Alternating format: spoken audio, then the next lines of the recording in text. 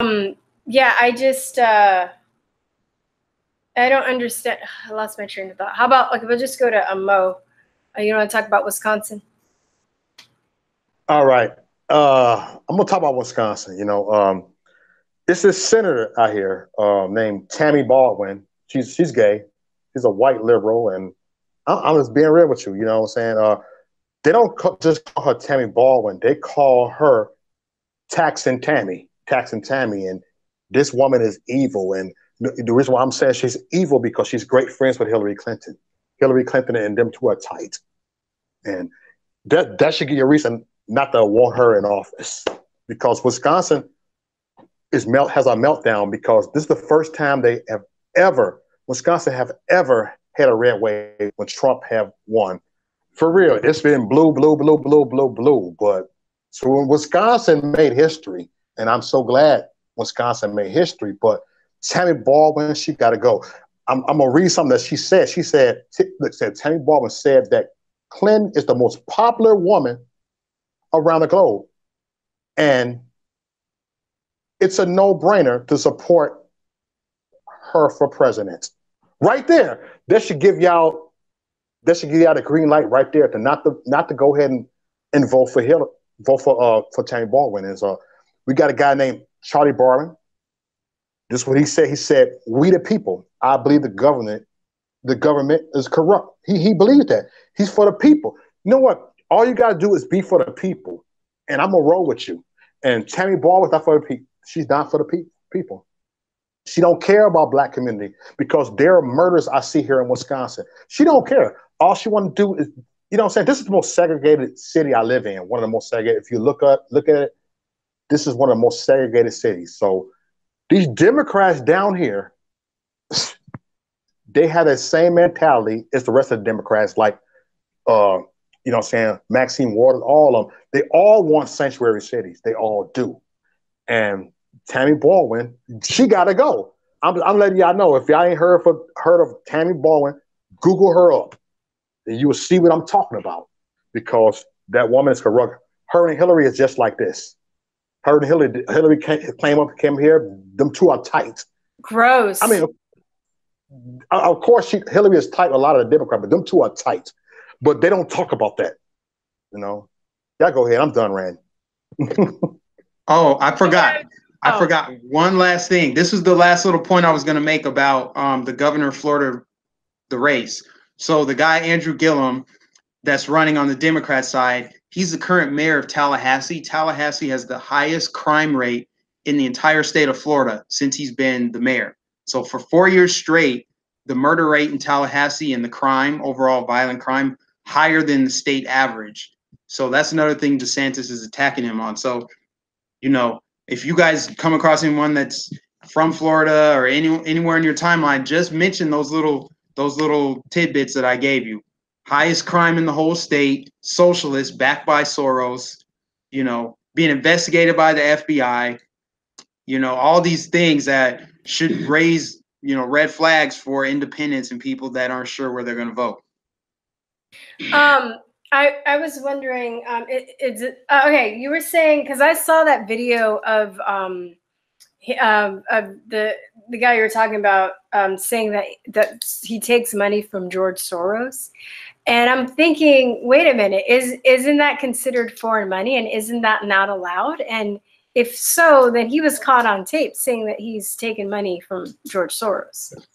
Well, I think George Soros lives in New York, so I guess he's technically a U.S. I don't really know what he is other than a war criminal. He's been kicked out of most European countries. He's been kicked out of Hungary. And you know what else? Trump called him out. This is why we all love Trump, because Trump will call out the bullshit right there. Trump called him out on Twitter and said, don't pay any attention to these screeching liberals, these people cornering people in the elevators. This is all George Soros money. George Soros is funding stuff. So that makes me think that Trump is going to try to get him kicked out of our country because he's meddling in our elections, you know, like he did in Hungary and like he did in other European countries. And he got kicked out of those countries. And now he's living here in the U.S. So I'm really hoping that whatever Soros is tied up in, and I don't know everything about him other than what he's done in the past and that he's a war criminal. But whatever he's doing that's corrupt in this country, I feel like Trump is onto it, and hopefully he can weed it out. But I think we got to get past midterms first. And maybe we can see some other high-profile arrests like, Hillary. Yeah, hopefully. You know, are there any Democratic run cities that don't have high crime rates and drug issues and murder rates? Right, but they have strict gun laws. They're segregated. That's one thing that I noticed. The only liberal cities that don't have lots of crime are where they're white. And that's what kind of really saddened me when I got into politics, was that why is it only our cities are jacked up? I mean, if it's just the color of skin, then, what are we doing wrong? And they always go to racism, but it's your politics.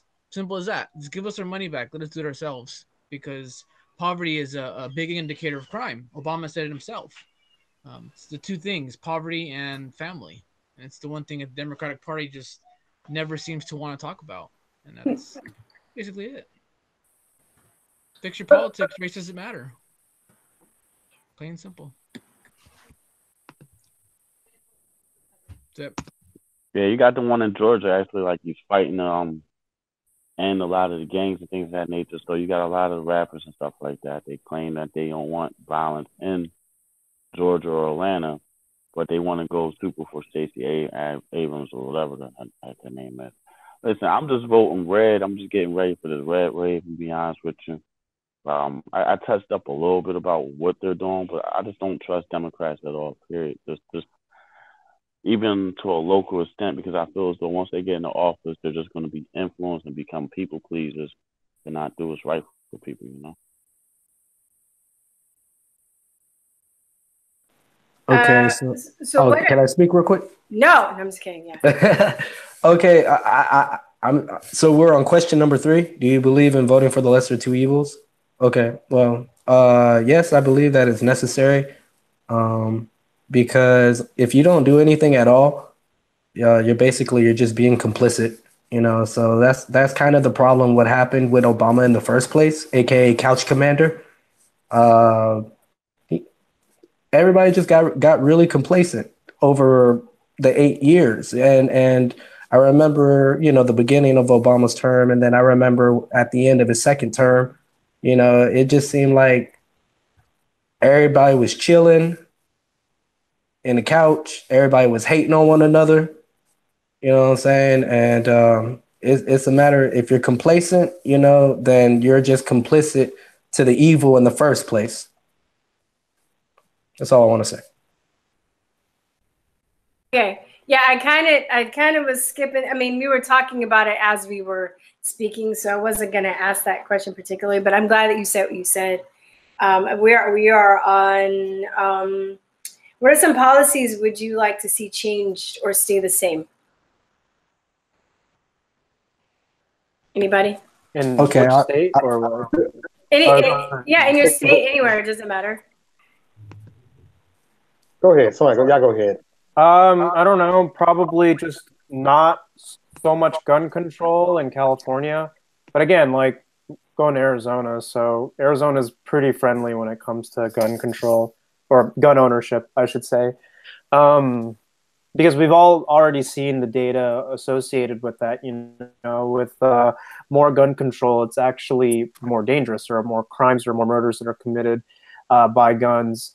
And I think I've said this in several different places, but the only real thing that stops bad people with guns are good people with guns at the end of the day. So I think disarming people who need to have arms is not a good idea. And providing adequate training in a conducive environment where people are being trained and educated properly about gun ownership is important. Just, for safety's sake, that's one thing I would like to see out of California. I don't really know if that's going to happen. I know Arizona is a lot more friendly towards that. So, yeah. So Build that wall. And what I want to see changed is voter ID. There's this guy I've been following, Mark Muser. He's running for Secretary of State, and he's been going to cities and he's been looking up locations where people are registered to vote.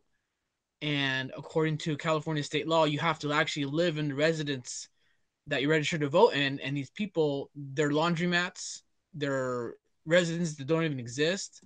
I think there was a place in Malibu where 75 people were registered to vote, and there was no residence there. There was one in Long Beach where it's 23 people registered to vote at a laundromat. Well, I don't think anybody lives in a laundromat. So voter fraud has been a big thing in California that the left has constantly attacked. I mean, they've actually advocated for just stricter voter ID, and every time you try doing that, the ACLU will sue, saying that you're being discriminatory. You can't have stricter voter laws because people can't get to where they need to vote. Some people don't have IDs, and that's where California is killing the rest of us, because they're just rigging the system from voting. They're not even hiding it.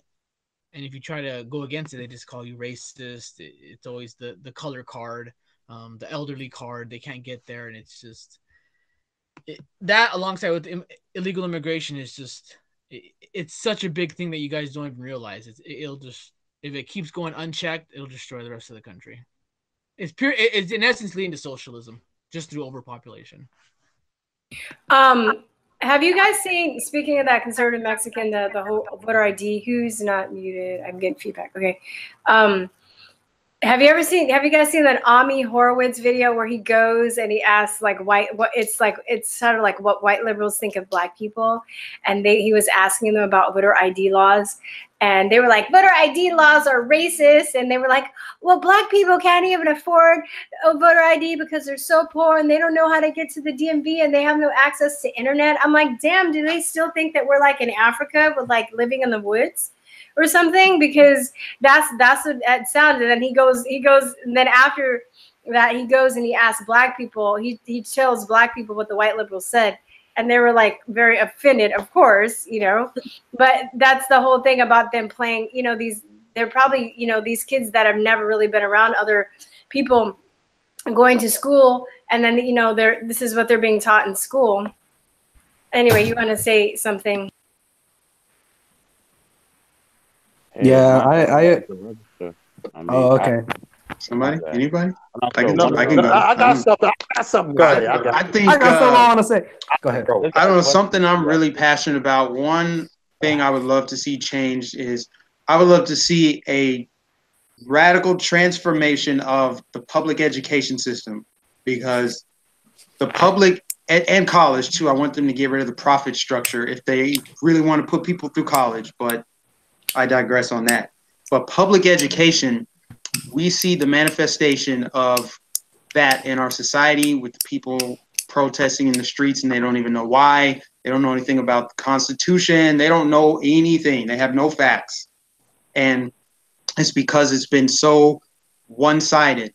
I've always said, like, public education is controlled information, and it's just a liberal narrative constantly. Like, it's not like you're telling students, here are the facts, here's the information, here's what capitalism has done, here's what socialism has done. What do you think? Mm-hmm. It's pretty much, so capitalism is the patriarchy, Western imperialism, here's the destruction across the world, here's the socialist utopia we're pushing for. Let's read the Communist Manifesto and like that kind of stuff. I know they're not doing that in high school, but they're not teaching civics, as far as I know.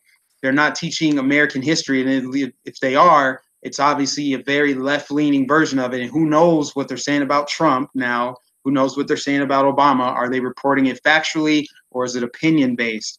And I just think it's really important to limit school board members. School board members need term limits, right? They don't need to have political incentives when their job is to serve the students, not to get reelected and stay on the school board and become bureaucrats, because that's what it is essentially. And anything that the government runs sucks. Like the DMV, that sucks. We need free market education. I really do think the free market could solve public education. Just let it go back to the states, go back to the way it was, and then let parents decide if they want to homeschool, charter school, whatever, because I think we need several generations of free thinkers. And right now we have a bunch of hive mind group thinkers. And that's where you're seeing this mob mentality that we're trying to get a handle on. And I think the way to dig this thing up by the root is to reform education.